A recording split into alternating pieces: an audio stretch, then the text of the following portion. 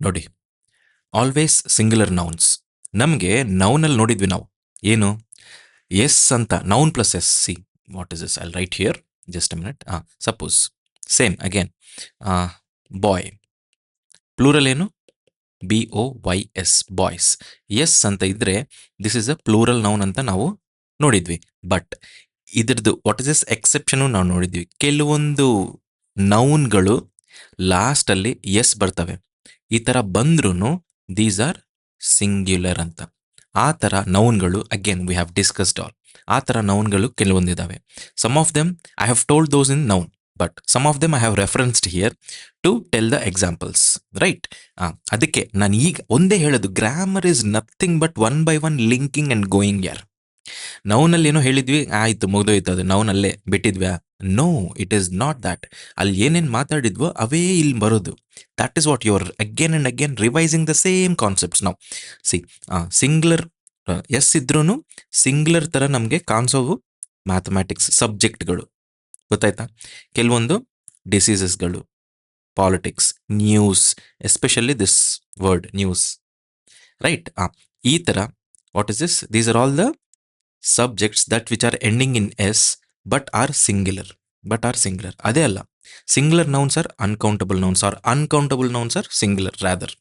ಯಾಕೆ uncountable noun singular? ನಿಮಗೆ ಗೊತ್ತು. ಪ್ಲೂರಲ್ ಅಂದ್ರೆ ಏನು? ಪ್ಲೂರಲ್ ಅಂದ್ರೆ ಏನು? Two or more than to.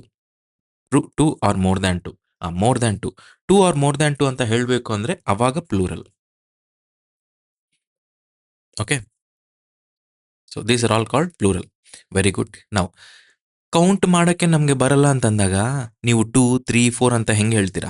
ಆವಾಗ those are all uncountable nouns. ಇವೆಲ್ಲ ನಾವು ನೌನಲ್ಲೇ ಮಾತಾಡಿದ್ವಿ.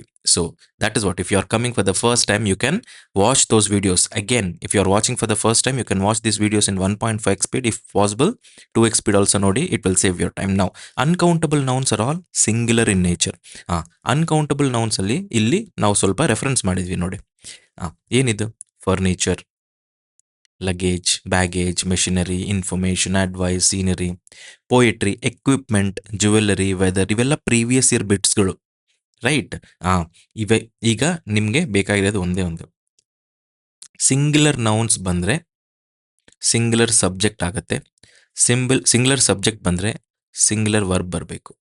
ಇಷ್ಟೇ ಅಲ್ವಾ? ಇಷ್ಟೇ ಹೇಳೋದು. ನಾವು ಸಿಂಗ್ಯುಲರ್ ಸಬ್ಜೆಕ್ಟ್ ಬರೋ ಥರ ಏನೇನು ನೌನ್ಸ್ ಇದ್ದಾವೆ ಅಂತ ಈಗ ನಾವು ತಿಳ್ಕೊತಾ ಇದ್ವಿ. ಸಿಂಗ್ಯುಲರ್ ಸಬ್ಜೆಕ್ಟ್ ಥರ, ಸಿಂಗ್ಯುಲರ್ ನೌನ್ ಥರ ಬರೋ nouns, some are subjects ending with S, confusing. Some are uncountable nouns. ಅಷ್ಟೇ. ಈ ಎರಡಲ್ಲಿ ನೀವು ಸಿಂಗ್ಯುಲರ್ ಸಬ್ಜೆಕ್ಟ್ ಆಗ್ತವೆ. ಈ ಥರ subject ending in S but singular ಆಗವು ನೌನ್ಸು ಸಿಂಗ್ಯುಲರ್. ಈ ಥರ ಸಿಂಗ್ಯುಲರ್ ನೌನ್ ಬಂದರೆ ವರ್ಬ್ ಸಿಂಗ್ಯುಲರ್ ಬರಬೇಕು. ಬಂದಿದೆಯಾ? ಬಂತು. Correct. Mathematics is difficult. Right. ನಮಗೆ ಇದ್ರದ್ದು ಅರ್ಥ ಏನು, ಇದಕ್ಕೆ ವಾಟ್ ವಿಲ್ ಇಟ್ ಟೆಲ್, ಅದೆಲ್ಲ ನಮಗೆ ಬೇಡ. ನಮಗೇನು ಬೇಕು ಇಲ್ಲಿ ನೋಡಿ, ಇಲ್ಲಿ ಸಬ್ಜೆಕ್ಟ್ ವರ್ಬ್ ಬೇಕು. ಸಬ್ಜೆಕ್ಟ್ ಹೆಂಗಿದೆ? ನ್ಯೂಸ್ ಇದೆ. News is what? ಸಿಂಗ್ಯುಲರ್ ಆದ್ರೆ ನಮಗೆ ಸಿಂಗ್ಯುಲರ್ ವರ್ಬ್ ಬರಬೇಕು. ಬಂದಿದೆಯಾ?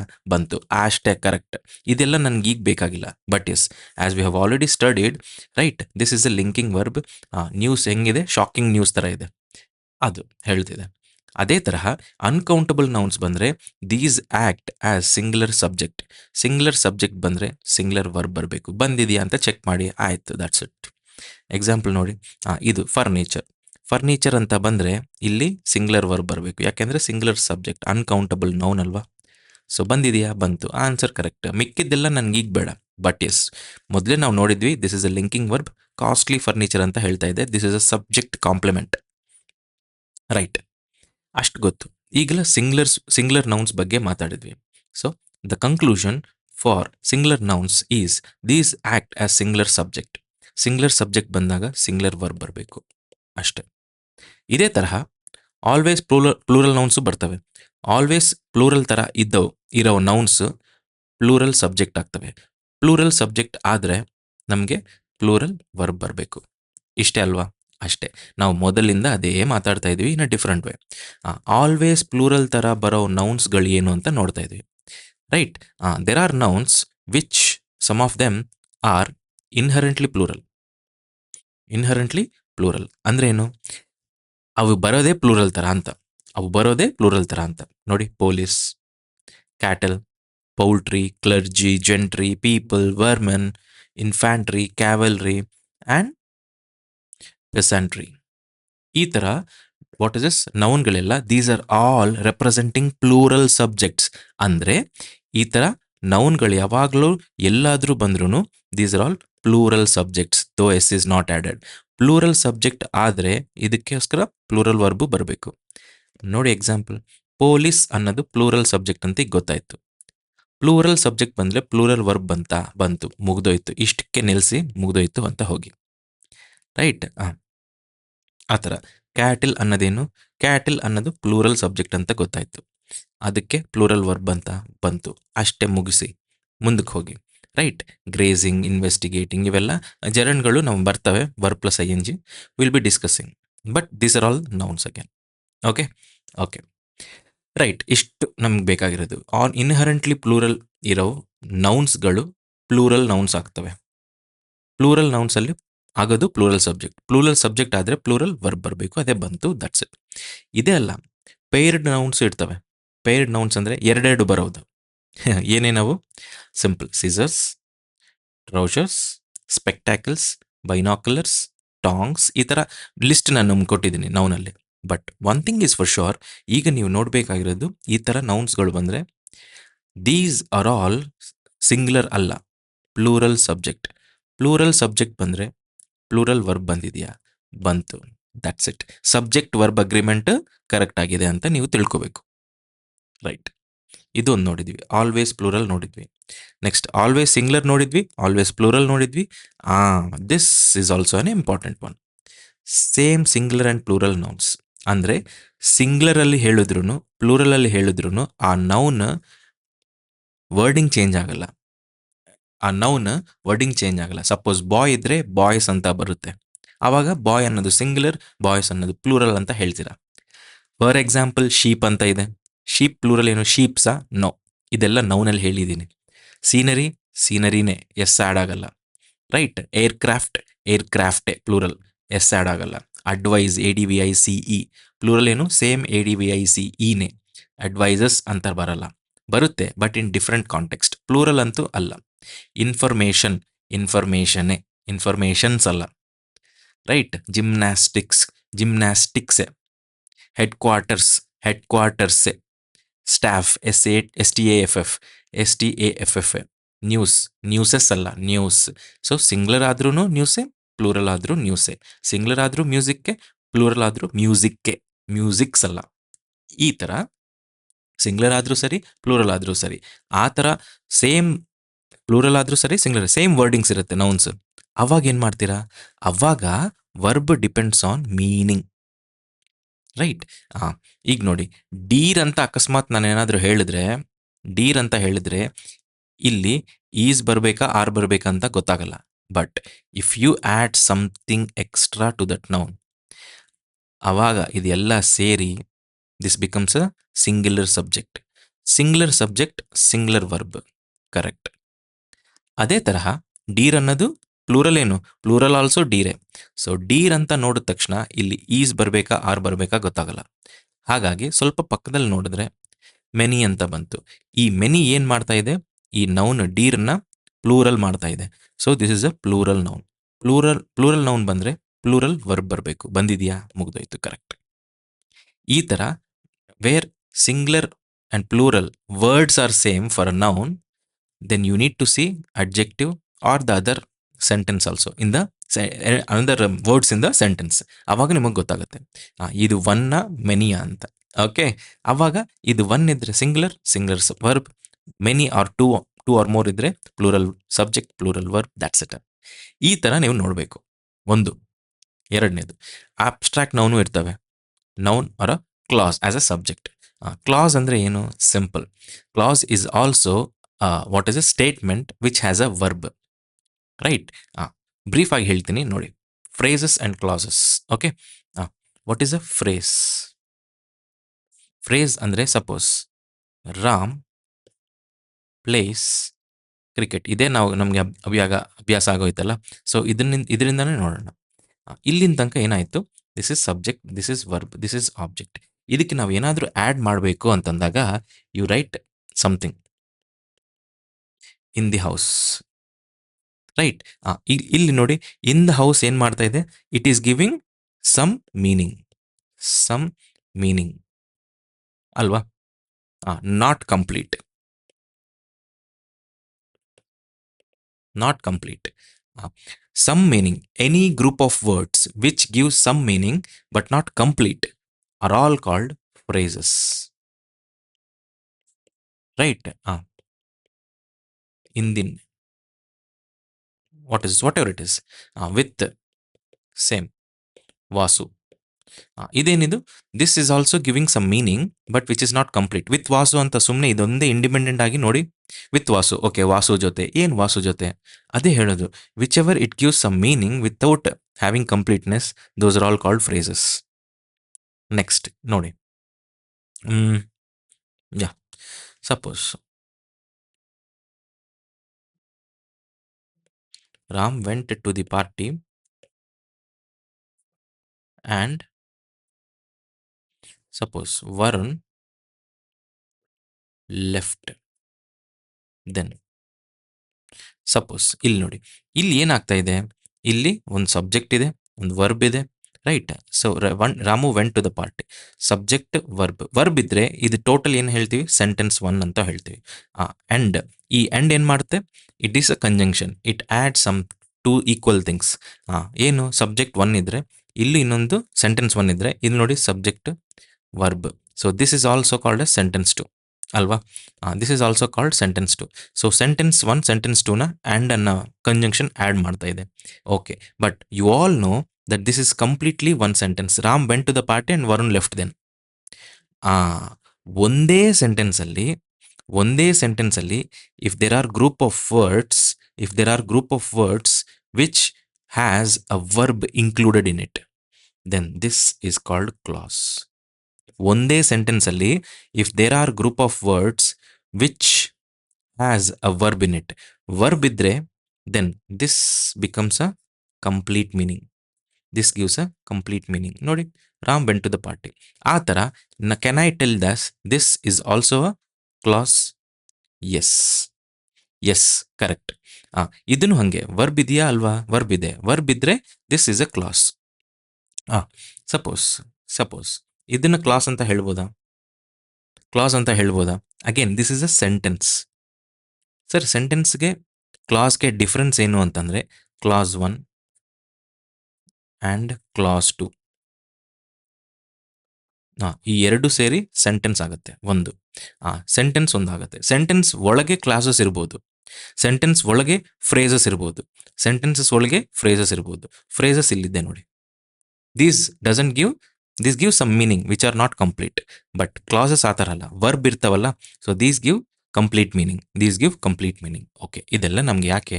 ಸಿಂಪಲ್. ಇಲ್ಲಿ ನಾವು ವಾಟ್ ಇಸ್ ದಿಸ್ ಕ್ಲಾಸ್ ಅಂತ ಒಂದು ಹೇಳಿದ್ವಲ್ವಾ, ಅದಕ್ಕೆ. ಅಬ್ಸ್ಟ್ರಾಕ್ಟ್ ನೌನ್ ನಿಮ್ಗೆ ಗೊತ್ತು. ಅಬ್ಸ್ಟ್ರಾಕ್ಟ್ ನೌನ್ ಅಂತ ಏನು ಅಂತ ನೌನಲ್ಲಿ ನೋಡಿದ್ವಿ. ಈಗ ಮತ್ತೆ ನಾನು ಹೇಳಲ್ಲ, ಸುಮ್ಮನೆ ಯಾಕೆ ನಿಮ್ಗೆ ರಿಪಿಟೇಷನ್ ಅಂತ. ಅಲ್ಲಿ ಹೋಗಿ ನೋಡಿ ಒಂದ್ಸಲ, ಆರ್ಎಲ್ಸ್ ನಿಮ್ಗೆ ಗೊತ್ತಿರುತ್ತಲ್ಲ ವೈಗೆ. ಅಬ್ಸ್ಟ್ರಾಕ್ಟ್ ನೌನಲ್ಲಿ ಸಿಂಗ್ಯುಲರ್ ವರ್ಬ್ ಯಾವಾಗ ಬರಬೇಕು, ರೈಟ್? ಯಾವಾಗ ಬರಬೇಕು? Abstract nouns, wherever abstract nouns are there, like love, hatred, anger, ಇವೆಲ್ಲ ನೀವು ಕೌಂಟ್ ಮಾಡೋಕ್ಕಾಗಲ್ಲ. ಅಂತಂದಾಗ what are these? These become uncountable nouns, right? Uncountable nouns are singular nouns ಆದರೆ then these become singular subject ಆದರೆ ಅದಕ್ಕೋಸ್ಕರ singular verb ಬರಬೇಕು ಅಷ್ಟೇ. So abstract nouns ಏನಾದರೂ ಸಬ್ಜೆಕ್ಟ್ ನಲ್ಲಿ ಬಂದರೆ these are singular subjects, so singular verb ಬರಬೇಕು. ಅದೇ ಹೇಳಿದ್ದು, ಅಬ್ಸ್ಟ್ರಾಕ್ಟ್ ನೌನ್ಗೋಸ್ಕರ ಸಿಂಗ್ಯುಲರ್ ವರ್ಬ್ ಬರಬೇಕು. ನೋಡಿ, ಅಬ್ಸ್ಟ್ರಾಕ್ಟ್, ಆನೆಸ್ಟಿ, ಅಬ್ಸ್ಟ್ರಾಕ್ಟ್, ನೀವು ಡಿಸ್ಕ್ರೈಬ್ ಮಾಡೋಕ್ಕಾಗಲ್ಲ ಅಬ್ಸ್ಟ್ರಾಕ್ಟ್ ನೌನ್. ಇದು ಆನೆಸ್ಟಿ ಅನ್ನೋದೇನು, abstract noun, hence it is a singular subject ಆದಮೇಲೆ ಸಿಂಗ್ಯುಲರ್ ವರ್ಬ್ ಅಂತ ಬಂತು, correct. What he said is true, again ಇಲ್ಲಿ ನೋಡಿ, ಇದು ಪೂರ್ತಿ ಇದೇನು ಸೆಂಟೆನ್ಸ್, ಪೂರ್ತಿ ಸೆಂಟೆನ್ಸ್. ಇಲ್ಲಿ ನೋಡಿ, this is pronoun, interrogative pronouns ಅಂತ ಬರ್ತವೆ ನೆಕ್ಸ್ಟ್. ಬಟ್ ಈಗ ತನಕ ನೀವು ಒಂದು what he said is true. What is true, right? What he said, ಇಲ್ಲಿ ನೋಡಿ, he said, what is this? ಇದು ಸಬ್ಜೆಕ್ಟ್, ಇದು ವರ್ಬ್. ದಿಸ್ ಈಸ್ ಆಕ್ಟಿಂಗ್, ಯಾವುದಾದ್ರೂ ಈ ಎರಡು sentences, group of words which has a verb is what called as a class. ಈಗ ನೋಡಿದ್ವಿ, class ಅಂತ ನೋಡಿದ್ವಿ. ಸೊ ಒಂದು ಸೆಂಟೆನ್ಸ್ ಅಲ್ಲಿ ಒಂದು ಕ್ಲಾಸ್ ಇದೆಯಾ? ಇದೆ. ಅದೇ ಇದು, ರೈಟ್?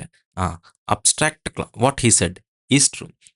ಈ ತರ ವಾಟ್ ಹಿ ಸೆಡ್, ಏನ್ ಹೇಳಿದಾನ ಅವನು, ಏನೋ ಗೊತ್ತಿಲ್ಲ, ಬಟ್ ಸಮಥಿಂಗ್ ಹಿ ಸೆಡ್, ಅದೇನದು, ದ್ಯಾಟ್ ಈಸ್ ಟ್ರೂ ಅಂತ ಹೇಳ್ತಿದ್ದೀರಾ. So wherever a class comes as a subject, then if a clause comes as a subject, then that subject is believed as singular. If that is being believed as singular, then singular verb follows. What he said is true, right? ಇದು ಸ್ವಲ್ಪ ನಿಮಗೆ confusion ತರ ಇರಬಹುದು, but one thing is for sure, when you come to the pronouns then clear ಆಗುತ್ತೆ. ಈಗಲೇ clear ಆಗಬೇಕು ಅಂತಲ್ಲ ಅಲ್ವಾ? So these are all a little deeper meanings or understandings that which you have to go on after some basics of pronoun, right? Imaginary wishes, ಇದು ನಾವು ನೋಡಿದ್ವಿ last ಕ್ಲಾಸಲ್ಲಿ. I wish I var ಅಂತ. ಇಲ್ಲಿ singular ಯಾವಾಗಾದ್ರೂ ಸರಿ, ಏನದು, wishes hypothetical ಆದ್ರೆ ನೀವು ವಾಸ್ ಅಲ್ಲ ವರ್ ಯೂಸ್ ಮಾಡಬೇಕು ಅಂತ, ಗೊತ್ತಾಯ್ತಾ? I var,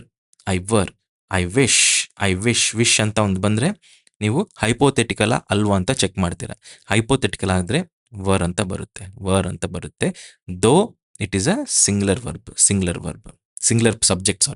subject. Okay, imaginary wishes ಬಗ್ಗೆ ನಾವು ಮಾತಾಡಿದ್ವಿ ಲಾಸ್ಟ್ ಕ್ಲಾಸಲ್ಲಿ. So I will stop here, about this. Next ಇಲ್ಲಿ ನೋಡಿ, ಇದೇನಿದು, these are all regarding abstract nouns or abstract clauses ಬಂದಾಗ these behave as a singular subject. So singular verb ಬರುತ್ತೆ. ಇಲ್ಲಿ ಪ್ಲೂರಲ್ ವರ್ಬ್ ಯಾಕೆ ಬರ್ತಾ ಇದೆ ಸಿಂಗ್ಯುಲರ್ ಸಬ್ಜೆಕ್ಟ್ ಆದ್ರೂ? It is because these are hypothetical or imaginary wishes. ಆವಾಗ ಈ ತರ ಸಿಂಟ್ಯಾಕ್ಸೇ ಬರಬೇಕು, ಅಷ್ಟು ನೆನ್ಪಿಟ್ಕೊಳ್ಳಿ ಅಷ್ಟೇ. Next noun structure. ಈಗ ನೋಡಿ, what ever that we are discussing, ಇವೆಲ್ಲ ನಾವು ಡಿಸ್ಕಸ್ ಮಾಡ್ತಾ ಇದ್ವಲ್ಲ, ಇವೆಲ್ಲ ಏನ್ ಬಗ್ಗೆ ಮಾತಾಡ್ತಾ ಇದ್ವಿ? Plural noun, always singular noun, same singular plural nouns, abstract nouns, imaginary wishes ಅಲ್ಲಿ, ರೈಟ್? ಇವೆಲ್ಲ ಏನು? What are we all discussing? We are all discussing nothing but the noun chapter again and again, ಅಲ್ವಾ? Noun ಜೊತೆಗೆ ಈ noun ಹೆಂಗ್ ಬಂದ್ರೆ ಇದ್ರ ಜೊತೆಗೆ ವರ್ಬ್ ಹೆಂಗ್ ಬರಬೇಕು ಅಂತ ನಾವು ನೋಡ್ತಾ ಇದೀವಿ. ಅದೇ ಹೇಳೋದು, have we learnt initially noun first? Yes. Then have we learnt verb next? Yes. Next ಏನ್ ಮಾಡ್ತಾ ಇದೀವಿ? ವರ್ಬ್, ನೌನ್ ಅಂಡ್ ವರ್ಬ್ ಎರಡು ಜೊತೆಗೆ ಮಾಡಿದ್ರೆ ಒಂದು ಅಗ್ರಿಮೆಂಟ್ ಇದೆ. ಆ ಅಗ್ರಿಮೆಂಟ್ ತರ ಬರ್ತಾ ಇದೆಯಾ ಅಲ್ವಾ ಅಂತ ನಾವು ಚೆಕ್ ಮಾಡ್ತಾ ಇದೀವಿ. ಬರಬೇಕು ಅಂದಾಗ ಏನೇನು ರೂಲ್ಸ್ ಇದ್ದಾವೋ ಅವೇ ನಾವು ತಿಳ್ಕೊಳ್ತಾ ಇದ್ದೀವಿ. We are learning that, right?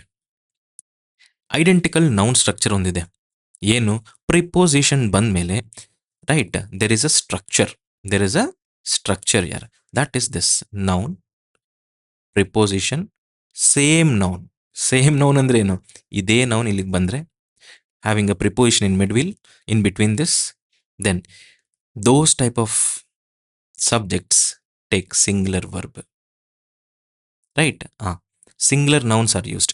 ಯಾಕೆ ಅಂತಂದ್ರೆ ದೀಸ್ ನೌನ್ ಇದೆಯಲ್ಲ, ಈ noun is used as singular. Example ನೋಡಿ, noun plus preposition plus same noun ಬಂದ್ರೆ you should write like page after page, village after village, right?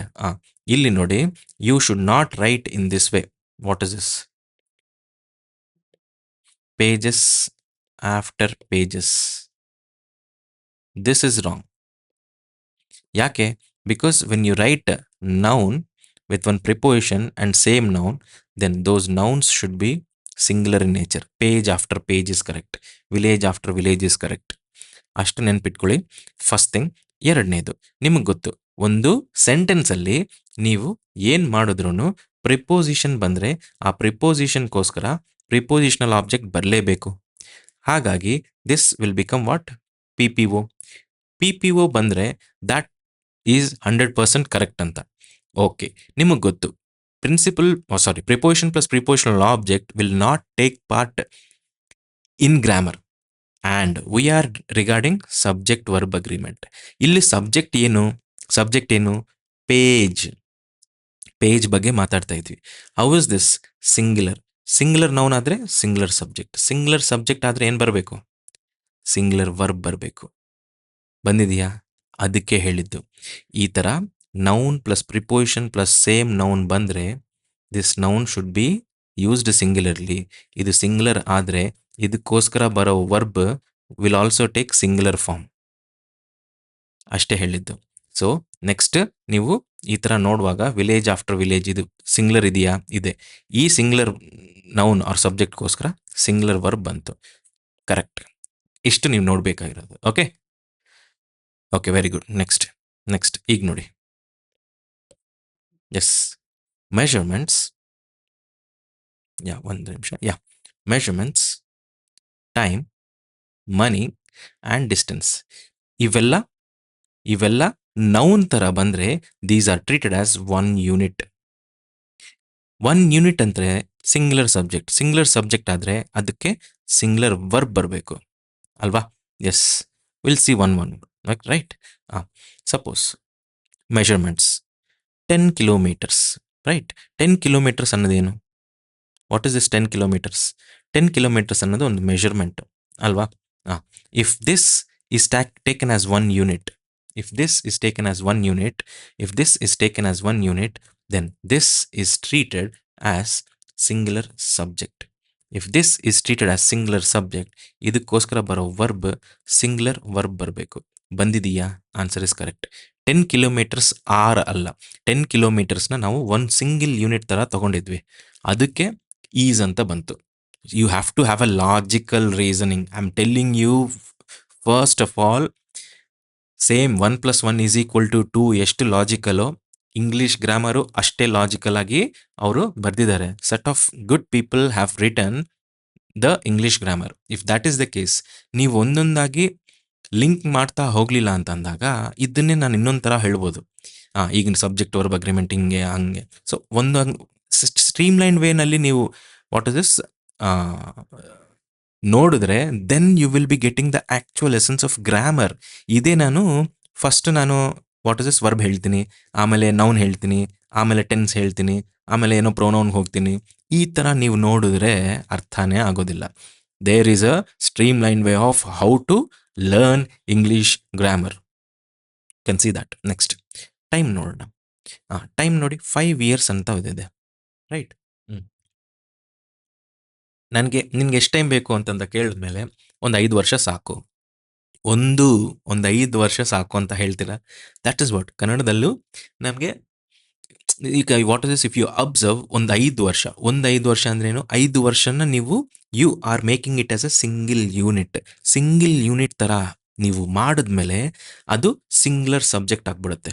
Singular subject ಆದರೆ singular verb ಬರಬೇಕು. ಬಂತು, ಖತಮ್. 1000 rupees ಸಫಿಷಿಯಂಟ್. ಓಕೆ, ಮನಿ ಬಗ್ಗೆ ಎಷ್ಟು ಬೇಕೋ, right. 1,000 ಸಾಕಾ? ಸಾಕು. 1,000 ಇದ್ರೆ ಸಾಕು. 1,000, ರೈಟ್. 1,000 ಇದ್ರೆ ಈಸ್ ಬಂದಿದೆ. 1000 rupeesನ ನೀವು ಏನು ಮಾಡಿದ್ದೀರಾ? ಸಿಂಗಲ್ ಯೂನಿಟ್ ಥರ ಮಾಡಿದಿರ, ರೈಟ್. 1000 rupees is sufficient. ಈಗ ಗೊತ್ತಾಯ್ತಾ? ಡಿಸ್ಟೆನ್ಸ್ ಆದರೂ ಸರಿ, ಇಲ್ಲಿ 1000 kilometers ಬರೀರಿ, ಇಲ್ಲಿ 1000 years ಬರೀರಿ, ಇಲ್ಲಿ 1000 kilometers, whatever you write, it is the same measurement and distance that I have included in first one.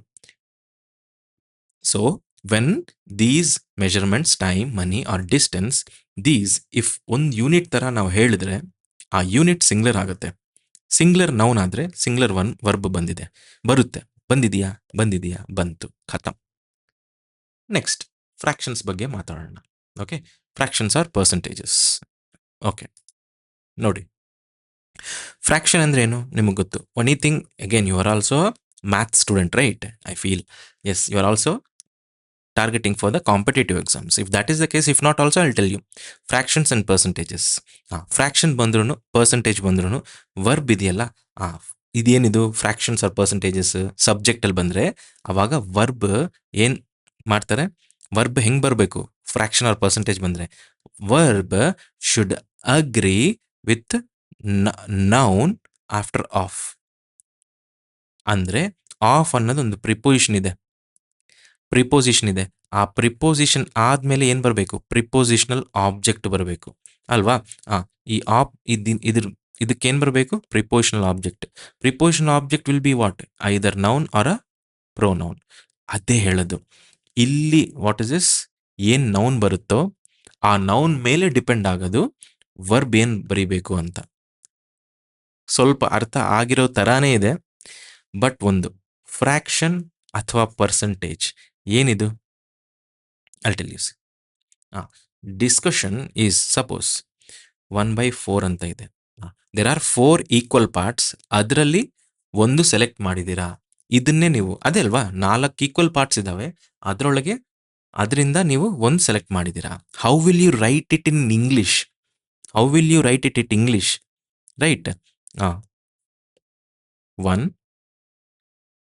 Of 4 equal